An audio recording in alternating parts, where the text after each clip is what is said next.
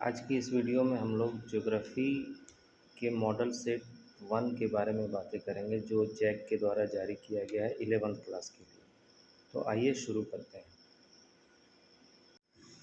इस पूरे प्रश्न पत्र में कुल 19 प्रश्न हैं, जिनमें से सभी प्रश्नों का उत्तर आप सबको देना है। प्रश्न संख्या 1 से लेकर 7 तक अति लघु उत्तरीय प्रश्न हैं, जिनका उत्तर केवल एक वाक्य में देना है और जिसके लिए प्रत्येक प्रश्न के लिए 1 नंबर दिए जाएंगे। तो आइए शुरू करते हैं। प्रश्न संख्या 1 है कि अरब सागर में गिरने वाली 2 नदियों के नाम लिखें।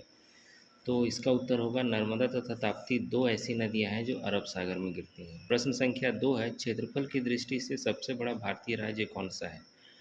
तो क्षेत्रफल की दृष्टि से वर्तमान समय में राजस्थान भारत का सबसे बड़ा राज्य है, जिसका क्षेत्रफल 342.23 वर्ग किलोमीटर है। प्रश्न संख्या 3 है अपवाह तंत्र किसे कहते हैं। प्रश्न संख्या 3 के अनुसार किसी नदी तथा उसकी सहायक नदियों द्वारा निर्मित जल प्रवाह क्षेत्र ही उस नदी का अपवाह तंत्र कहलाता है। प्रश्न संख्या 4 है बांगर क्या है। इस प्रश्न के उत्तर में हम लोग लिख सकते हैं कि नदियों के किनारे का वह क्षेत्र जहां बाढ़ का पानी नहीं पहुंच पाता है बांगर कहलाता है। प्रश्न संख्या 5 है भारत का अक्षांशीय एवं देशांतरीय विस्तार लिखना है। तो इस प्रश्न के उत्तर में हम लोग लिख सकते हैं कि भारत 8 डिग्री 4 मिनट उत्तरी अक्षांश से लेकर 37 डिग्री 6 मिनट उत्तरी अक्षांश एवं 68 डिग्री 7 मिनट पूर्वी देशांतर से लेकर 97 डिग्री 25 मिनट पूर्वी देशांतर तक विस्तृत है। प्रश्न संख्या 6 के अनुसार सारगैसो सागर क्या है। तो सारगैसो सागर अटलांटिक सागर का एक क्षेत्र है जो चारों तरफ समुद्री धाराओं से घिरा है तथा एक महासागरीय ग्यार का निर्माण करता है। प्रश्न संख्या 7 है जल संभर से आप क्या समझते हैं। तो जल संभर ऐसा स्थान होता है जहां वर्षा या पिघलती हुई बर्फ का पानी नदियों, नहरों या नालों से बहकर एक ही स्थान पर एकत्रित होता है, उसे जल संभर कहा जाता है। नेक्स्ट है प्रश्न संख्या 8 से लेकर 14 तक लघु उत्तरीय प्रश्न है। इनमें से किन्हीं 5 प्रश्नों का उत्तर आपको देना है, अधिकतम 50 शब्दों में देना है और प्रत्येक प्रश्न के लिए 3 अंक निर्धारित किए गए हैं। तो देखते हैं प्रश्न संख्या 8 क्या कहता है। प्रश्न संख्या 8 के अनुसार पृथ्वी को नीला ग्रह क्यों कहा जाता है। तो हम सभी जानते हैं कि पृथ्वी का 2/3 भाग जो है वो जल से ढका हुआ है। इस कारण अंतरिक्ष से देखने से पृथ्वी नीले रंग की दिखाई देती है। यही कारण है कि पृथ्वी को नीला ग्रह कहा जाता है। प्रश्न संख्या 9 के अनुसार पारिस्थितिकी से आप क्या समझते हैं। तो प्रत्येक जीव या वनस्पति एक निश्चित वातावरण में जीवित रह सकता है। यह वातावरण ही पारिस्थितिकी कहलाता है। यह पारिस्थितिकी अलग अलग स्थानों पर अलग अलग हो सकता है। जैसे स्थल की पारिस्थितिकी अलग हो सकती है, पानी में रहने वाले जीवों की पारिस्थितिकी अलग हो सकती है, जंगलों में रहने वाले जीवों की पारिस्थितिकी अलग हो सकती है, वहीं मरुस्थल में रहने वाले जीवों की पारिस्थितिकी अलग हो सकती है। अगला प्रश्न संख्या 10 है के अनुसार जैवमंडल से आपका क्या तात्पर्य है।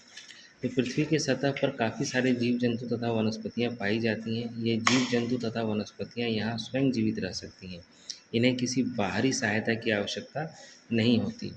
पृथ्वी की सतह पर पाया जाने वाला यही जीवों तथा वनस्पतियों का समूह जो है वह सम्मिलित रूप से जैवमंडल कहलाता है। प्रश्न संख्या 11 में आपको नदियों के किन्हीं 5 महत्व को लिखना है। तो नदियों के 5 महत्व हम लोग इस प्रकार से लिख सकते हैं। पहला लिख सकते हैं कि नदियाँ जल प्रदान करती हैं, जो सबसे महत्वपूर्ण है। दूसरा हम लोग लिख सकते हैं नदियाँ अपने किनारों पर मैदानों का निर्माण करती हैं, जो कृषि के लिए सर्वोत्तम क्षेत्र होते हैं। तीसरा लिख सकते हैं बड़ी नदियों का उपयोग जल परिवहन के लिए किया जा सकता है। चौथा लिख सकते हैं नदियों से बिजली उत्पन्न की जा सकती है। और पाँचवा लिख सकते हैं कि नदियों में मत्स्य पालन किया जा सकता है। प्रश्न संख्या 12 के अनुसार बांगर एवं खादर में अंतर स्पष्ट करना है। तो बांगर के बारे में हम लोग लिख सकते हैं कि यह नदियों के किनारे स्थित ऐसा क्षेत्र होता है जहाँ बाढ़ का पानी प्रतिवर्ष नहीं पहुँच पाता।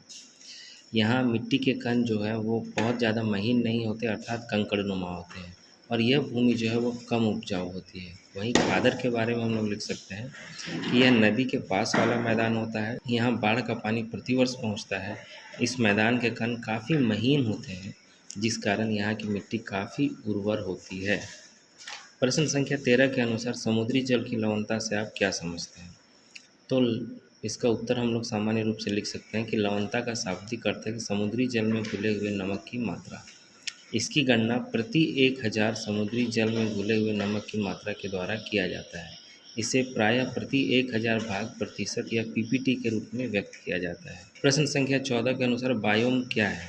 तो बायोम का सामान्य अर्थ होता है जीवोम या जीव क्षेत्र। धरती के ऐसे क्षेत्र जहाँ मौसम, भौगोलिक परिस्थितियाँ तथा जीवन की समानता पाई जाती हो, विशेषकर पौधों तथा जीवों में जीवोम या बायोम कहलाती है।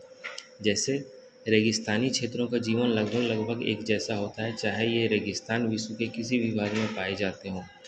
अतः रेगिस्तानी क्षेत्र का जीवोम जो है एक जीवोम या बायोम कहलाया जा सकता है। प्रश्न संख्या 15 से लेकर 19 तक दीर्घ उत्तरीय प्रश्न है। इनमें से किन्हीं 3 प्रश्नों का उत्तर अधिकतम 150 शब्दों में देना है और प्रत्येक प्रश्न के लिए 5 अंक निर्धारित हैं। प्रश्न संख्या 15 के अनुसार पारिस्थितिकी संतुलन क्या है? इसके असंतुलन को रोकने के महत्वपूर्ण उपायों की चर्चा करें।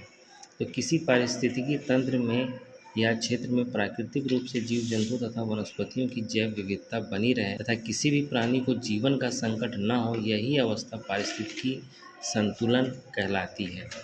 पारिस्थितिकी असंतुलन को रोकने के लिए निम्नलिखित उपाय किए जा सकते हैं। प्राकृतिक संसाधनों के अत्यधिक खपत के कारण प्राकृतिक संतुलन बिगड़ रहा है, अतः प्राकृतिक संसाधनों की खपत हमें कम करनी होगी। दूसरा पॉइंट लिख सकते हैं, पर्यावरण के प्रदूषण के कारण कई जीवों पर संकट आ गया है, अतः प्रदूषण को कम करने का प्रयास करना हो। नेक्स्ट, पर्यावरण संतुलन का एकमात्र उपाय पौधा रोपण है। और अगला पॉइंट हम लोग लिख सकते हैं कि प्रत्येक व्यक्ति को अधिक से अधिक पौधारोपण करना चाहिए। प्रश्न संख्या 16 के अनुसार भारत के प्रमुख भौतिक विभागों का नाम लिखना है और इनमें से किसी एक का विस्तृत वर्णन करना है। तो भारत को हम लोग 6 भौतिक विभागों में बांट सकते हैं। पहला है उत्तरी हिमालय, दूसरा है उत्तरी मैदान, तीसरा प्रायद्वीपीय पठार, चौथा भारतीय मरुस्थल, पांचवा तटीय मैदान और छठा है द्वीप समूह। तो इनमें से हम लोग भारत के तटीय मैदान के बारे में बात करेंगे। तो इसके बारे में हम लोग लिख सकते हैं कि भारत के प्रायद्वीपीय पठार एवं समुद्री के बीच एक संकरी मैदानी पट्टी पाई जाती है जो कि पश्चिम में के गुजरात से लेकर पूर्व में बंगाल की खाड़ी तक विस्तृत है। यह संकरा मैदानी भाग ही समुद्र तटीय मैदान कहलाता है। इसे हम लोग 2 भागों में बांट सकते हैं। पहला है पश्चिमी तटीय मैदान। यह अरब सागर से लेकर गुजरात के अरब सागर में गुजरात से लेकर कन्याकुमारी तक फैला हुआ है। इसके पूर्व में पश्चिमी घाट अवस्थित है। इस मैदान का उत्तरी भाग, यह मैदान 3 भागों में बांटा हुआ है, जिसके उत्तरी भाग को कोंकण तट कहा जाता है, मध्य भाग को कन्नड़ तट तथा दक्षिणी भाग को मालाबार तट कहा जाता है। इसी तरह बंगाल की खाड़ी के से लेकर कन्याकुमारी तक फैला हुआ तटीय मैदान जो है उसे हम लोग पूर्वी तटीय मैदान कहते हैं।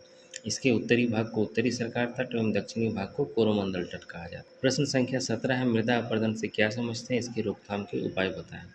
तो प्राकृतिक कारणों जैसे वायु, जल, बर्फ या समुद्री जल इत्यादि तथा मानवीय कारणों से पृथ्वी के ऊपरी सतह के कणों का टूटना फूटना तथा एक स्थान से दूसरे स्थान तक स्थानांतरण या परिवहन ही सम्मिलित रूप से मृदा अपरदन कहलाता है।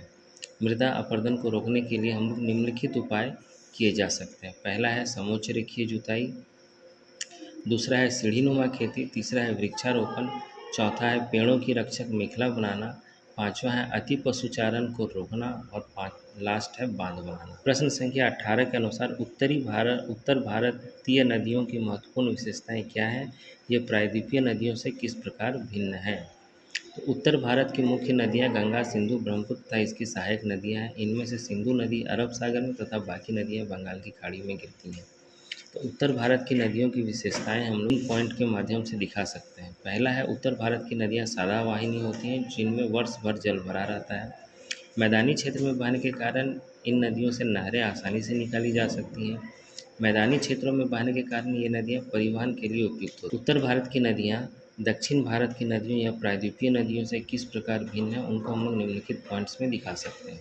पहला लिख सकते हैं कि प्रायद्वीपीय नदियाँ सदावाहिनी नहीं हो और न ही ये नदियाँ समतल क्षेत्रों में प्रवाहित होती हैं। दूसरा, ये नदियाँ परिवहन तथा नहर दोनों के लिए ही अनुपयुक्त होती हैं, चूँकि ये नदियाँ समतल क्षेत्रों से नहीं बहती। तीसरी है, हम लोग लिख सकते हैं कि ये नदियाँ उबड़ खाबड़ क्षेत्रों में प्रवाहित होती हैं, अतः विद्युत उत्पादन की संभावना इनमें काफ़ी ज़्यादा होती है। प्रश्न संख्या 19 में आपको भारत के मानचित्र में नर्मदा एवं ताप्ती, कोरोमंडल तट, चिल्का झील, लक्षद्वीप और अंडमान निकोबार द्वीप को दिखाना है। तो फ्रेंड्स, मेरी सलाह यही रहेगी कि इस प्रश्न को कभी न छोड़ें, क्योंकि इस प्रश्न का उत्तर देने से आपको पूरे के पूरे 5 अंक मिलने की संभावना है। तो स्क्रीन पर आपको भारत का मानचित्र दिख रहा होगा, जिसमें जहाँ पर क लिखा हुआ है वह जगह नर्मदा एवं ताप्ती नदियों के स्थान को दिखाता है। ख पॉइंट जो है वो कोरोमंडल तट को दिखाता है। ग पॉइंट जो है वो चिल्का झील की स्थिति दिखाता है घ जो अरब सागर का क्षेत्र है वो लक्षद्वीप को दिखाता है, और अंग का जो क्षेत्र जो बंगाल की खाड़ी में लिखा हुआ है वो अंडमान निकोबार द्वीप को दिखाता है। तो अगली वीडियो में हम लोग ऐसे ही किसी और सेट के साथ मिलेंगे। तब तक के लिए गुड लक।